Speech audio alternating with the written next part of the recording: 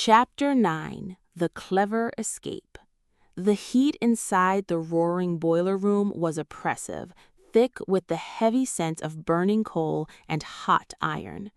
Nancy Drew stood before the sealed iron door, her mind working with the cool, calculated speed that had saved her from dozens of tight spots before. Pounding on the metal would do no good. The morning shift wouldn't descend into these depths for hours, and by then Mr. Henderson would be safely aboard the Montreal Express with her precious locket. Turning away from the door, Nancy scanned the flickering, orange-lit chamber. Her eyes darted past the massive, vibrating steam pipes until they locked onto the far wall. High above the massive coal bunker was a narrow, rectangular opening, the hotel's exterior coal chute.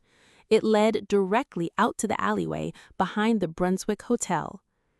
"It's a tight squeeze," Nancy murmured, wiping a bead of perspiration from her forehead, "but it's my only chance."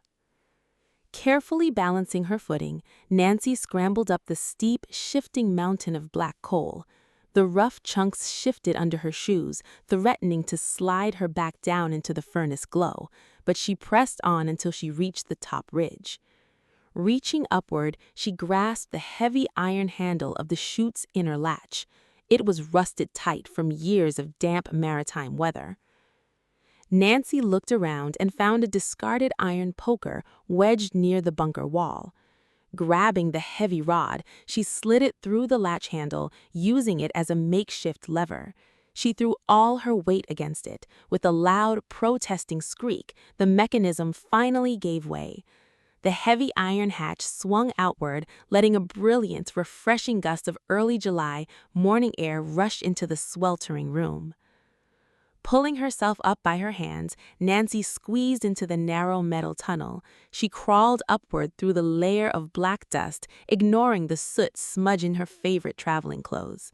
With one final, determined push, she tumbled out of the chute, landing gracefully on her feet in the cool, gravel-lined alleyway behind the grand red brick building. The eastern sky over Moncton was just beginning to turn a pale, dusty rose. Nancy checked her watch. It was nearly 5 o'clock. She had less than 30 minutes before the early morning train departed the nearby station hub. Bruised but entirely undeterred, Nancy sprinted out of the alley and raced down Main Street toward the Moncton police station. Her heart pounded in rhythm with her flying footsteps. She knew she had all the pieces of the puzzle. Now she just needed the law on her side to checkmate the corrupt manager before he vanished into the morning mist.